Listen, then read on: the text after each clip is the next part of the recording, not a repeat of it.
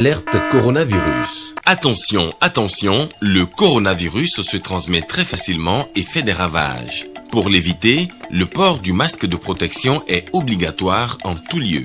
Dans l'administration publique ou privée, dans les réunions, les rencontres, dans les marchés, les magasins, les boutiques et lors des déplacements, le port du masque est obligatoire. Même dans les lieux privés, dès lors que l'on n'est pas seul, le masque doit être le fidèle compagnon.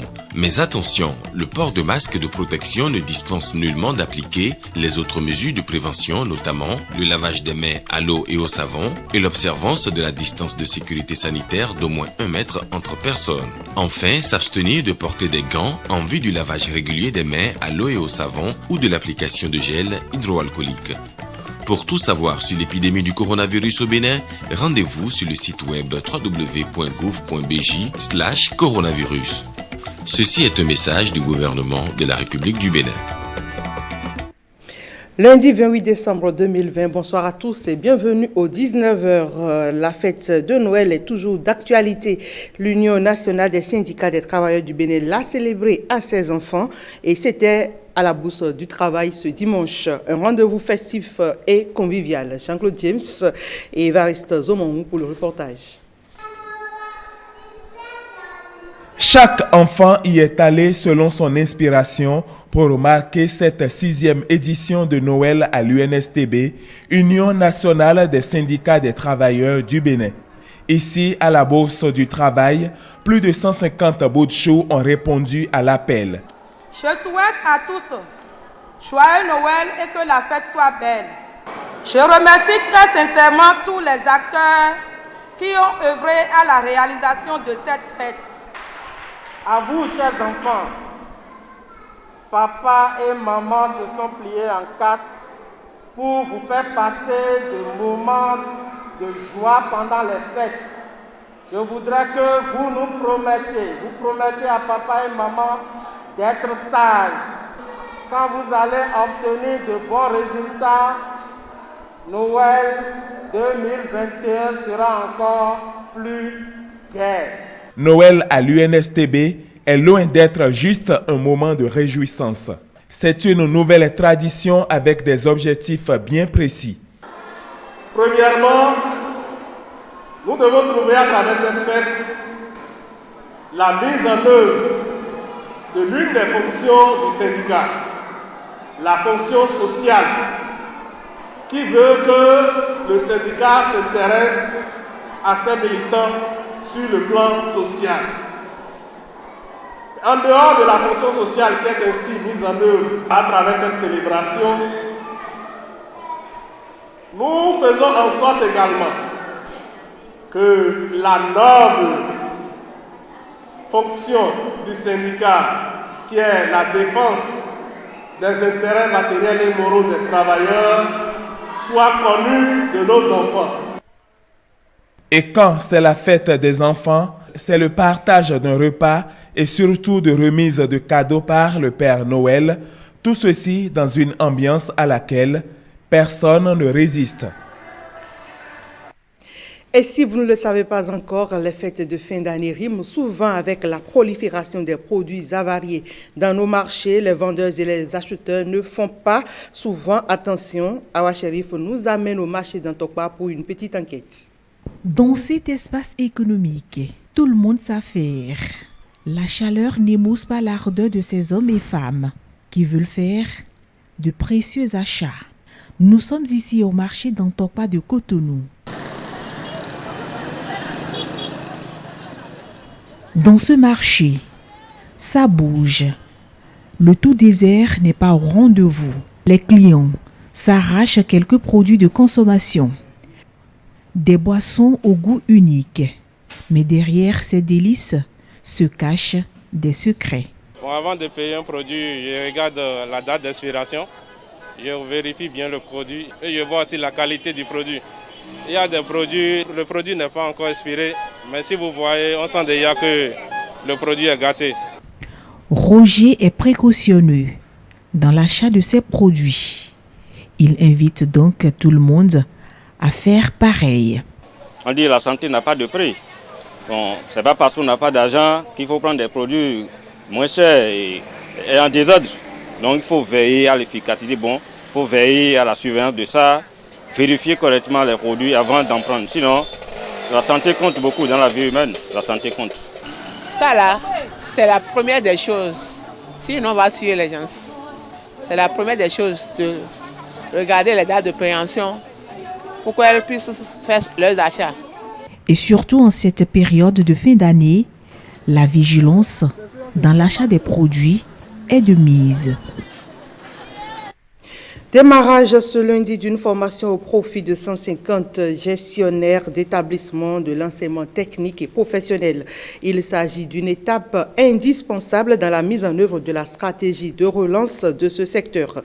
Des précisions avec Rachidat Biomamo. Cette séance de formation intervient à un moment où la formation professionnelle est au cœur des préoccupations du gouvernement. Durant 3 jours, les compétences de ces proviseurs, chefs blocs, censeurs et autres professeurs certifiés seront renforcées. L'avenir de l'école, qui doit désormais former au métier, en dépend. Nous étions dans un système, nous sommes encore dans un système où les gestionnaires d'établissements sont cooptés. Cooptés parmi les enseignants, en tenant compte souvent de l'ancienneté, pas forcément des compétences de gestion. Or, la gestion d'un établissement, qui plus est d'un établissement d'enseignement technique et la formation professionnelle, suppose des prédispositions, des compétences, des informations en amont. Les 150 gestionnaires sont répartis sur 3 sites, celui de Cotonou, mais également 2 autres à Boïkan et à Parakou. Au total, ils bénéficieront de 5 modules de formation. Le premier, objet de la présente rencontre, est à juste titre axé sur le métier de gestionnaire d'établissement. L'enseignement technique et la formation professionnelle n'est pas un chemin qu'on emprunte par dépit, comme ça a été dans la mémoire collective pendant longtemps. Nous devons changer de paradigme. L'enseignement, la formation technique et professionnelle, c'est le chemin, c'est tout le chemin. C'est pour ça que le gouvernement a un regard particulier sur ce sous-secteur. J'ai bon espoir que le lendemain de notre système éducatif sera meilleur. Le président Patrice Talon y attache du prix à en croire le représentant du ministre en charge de l'enseignement technique et professionnel. Son souhait, doter dans un proche avenir le Bénin de ressources humaines qualifiées pour son développement.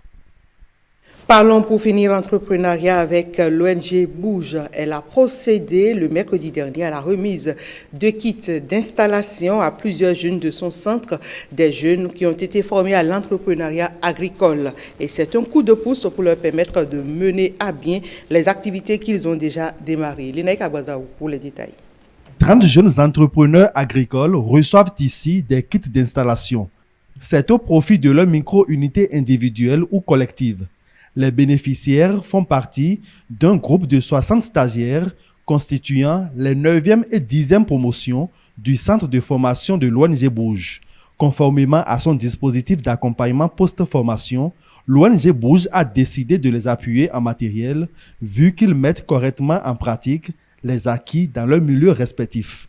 Et ce, grâce toujours au financement de l'organisation non gouvernementale. Chacun de vous fait partie des bénéficiaires de cette année 2020 avec des appuis dont les montants varient entre 380 000 francs et 1 500 000. Aujourd'hui est votre jour car il connaît la reconnaissance des efforts fournis. Je vous invite à faire un bon usage des matériels afin de consolider vos emplois. Bouge continuera de vous soutenir de diverses manières. Seuls et celles qui doivent créer les entreprises, c'est vous. Et vous êtes dans une dynamique qui nous donne la conviction que si le cap est maintenu d'ici 10 ans, dans nos communes, il y aura des entreprises. Et quand il y a des entreprises qui grandissent et qui créent de la richesse, il y aura d'emplois. Et ces jeunes sont bien conscients des défis à relever et du rôle qu'a joué l'ONG Bouge dans le processus de leur autonomisation. Sincèrement, je tiens à remercier l'ONG et d'avoir pensé à nous et qu'on promet aussi de faire usage de leur matériel, de prendre soin et de prospérer, de faire plus. L'ONG Bouge a vraiment fait pour nous. D'abord, ils nous ont gardés ici pendant 9 mois, nous ont donné à manger, nous ont donné des cours. Si tu tombes malade, ils assurent la couverture santé, donc tout était au point en fait. Leurs autres camarades de promotion vont aussi recevoir des équipements s'ils produisent des résultats satisfaisants. Fondée en 2007, l'ONG Bouge œuvre pour la prise en charge socio-éducative et l'autonomisation des orphelins et des enfants vulnérables. Elle accompagne également les veuves dans leurs activités génératrices de revenus. Avec cet appui, ces jeunes promoteurs d'entreprises agro-pastorales peuvent désormais voler de leurs propres ailes. Rendez-vous sur notre plateforme www.ortv.bj pour revoir cette édition. Merci mesdames et messieurs pour votre aimable attention.